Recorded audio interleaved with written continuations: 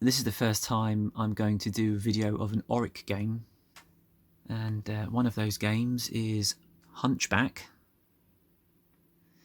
which is actually by Ocean. So that company that did all of those movie licenses and arcade conversions did an Oric game back in the early 80s. This is actually an arcade conversion, and it's on loads and loads of different machines. I'll try to summarise the machine itself because I could really do a whole video talking about the machine. I think I've only done one of those so far. But pretty much what the Oric was an attempt to get in on the market that was being created by the ZX Spectrum computer. And really, this is very, very similar to the ZX Spectrum. But I think their aim was to make this slightly better than the Spectrum, but also cheaper. Because it turns out it was actually slightly cheaper than a ZX Spectrum. But it's got all the same sorts of things as a 48K Spectrum. It's got the odd sort of keyboard, even though this one's slightly better. It's got sound that comes out of the machine, but it uses a proper sound chip.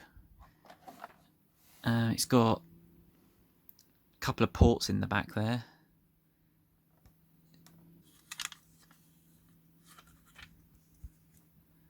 Right, here's the cassette tape. Actually, some Oric games have got a fast and a slow version of the game. And that's not to say that the game itself is fast or slow, but the load speed can be fast and slow. But I think this actually has only one speed. So let's plug in my Oric and play some Hunchback. I didn't say just now, but I don't really think this machine looks very good. It's a bit of an ugly design. It's functional, but it's not exactly the best looking machine in the world. And it's got some pretty awkward arrow keys, but quite a lot of the games use these arrow keys. So to do a normal load, what you'd have to type is C, load,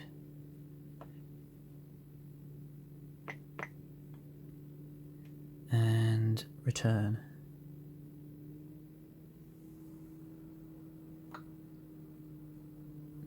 And then of course press the tape.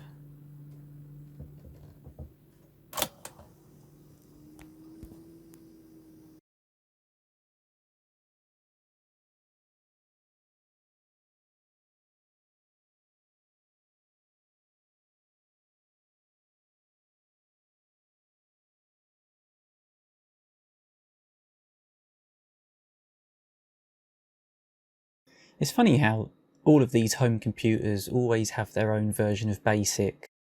So yeah, this is the loading screen, and you can see it, like some other games, it loads in the loading screen line by line.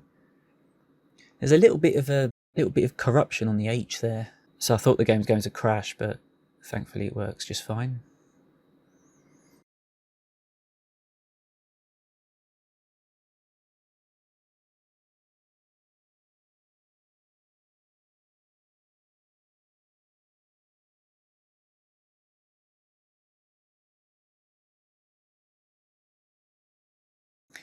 I do have sound in this video because I left my phone recording next to the computer.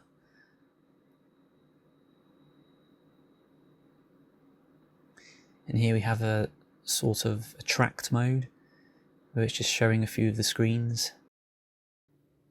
And you can see already that it's a bit scruffy, isn't it?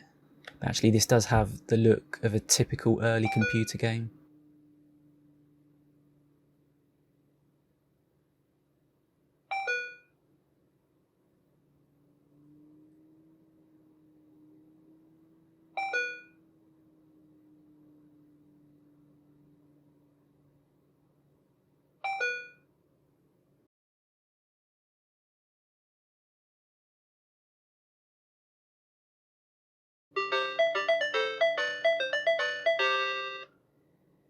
Alright, here we go.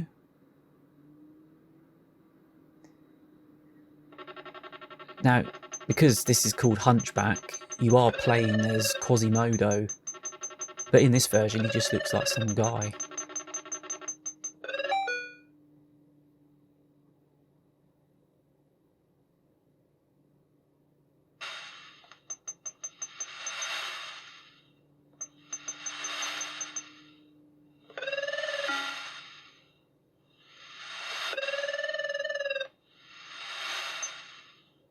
Yeah, there's that guy on the left that chases you.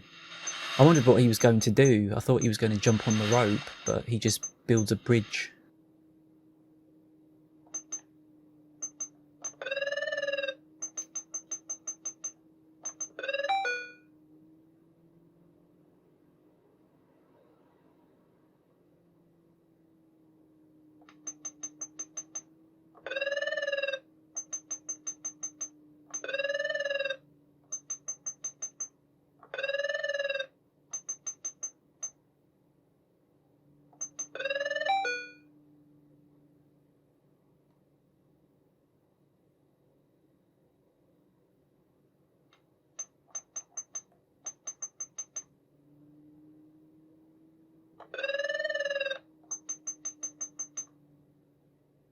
There must be some sort of attributes going on, you know, like some sort of graphical limitations with the machine.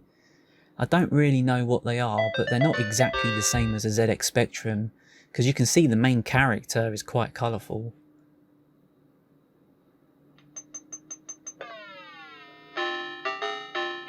I'm really making hard work of this screen, aren't I?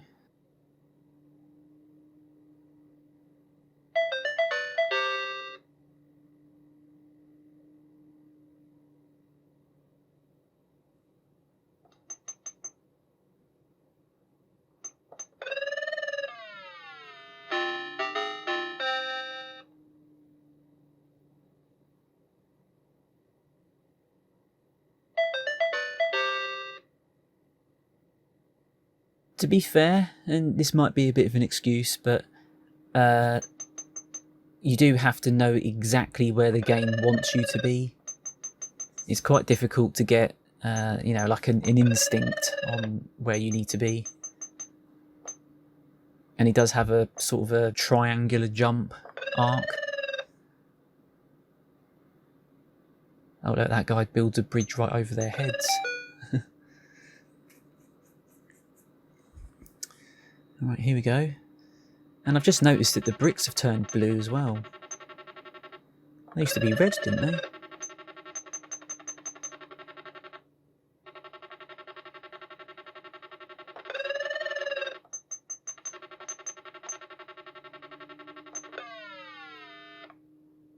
Oh, game over. Okay, so yeah. Yeah, to be honest, that game's not too bad. It's very scruffy, I think, but that's kind of to be expected because it's quite an early computer game, and they were usually made by one person, and they were just given free rein to make whatever, not to make whatever they want. If it was an arcade conversion, obviously, but they were just sort of sent away for a month to make a game and then told to hand it in when it's done. Do the bricks turn blue after you die?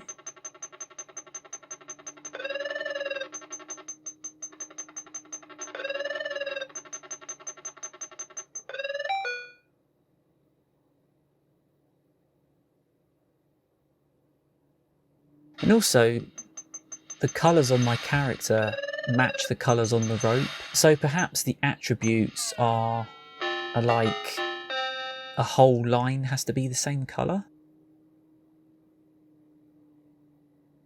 But yeah, out of all of the games that I've tried so far, and I haven't tried all of the games that I have, this is actually the best one, I think.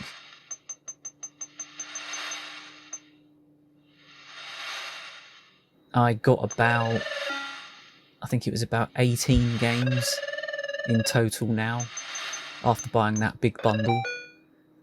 And a lot of them are really quite, well, I won't say they're bad. They are quite bad, but they're kind of the standard for early computer games, because a lot of early Amstrad games were quite rubbish as well.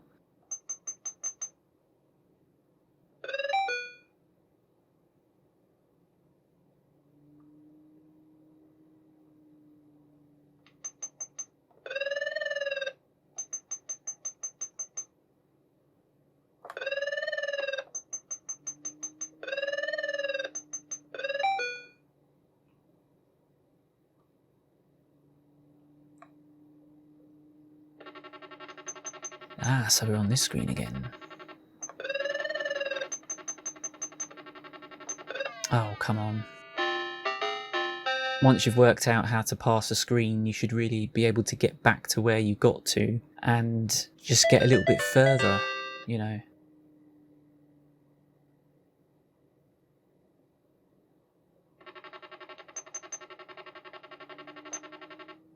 I did look at how many screens there are in the game, but I've forgotten now because I did record this quite a few days ago. Oh man, I struggled so much with that. I thought I was going to be able to see more of the game, but that's where I've died, so that's where I'll end the video. So there you go. Thank you for watching.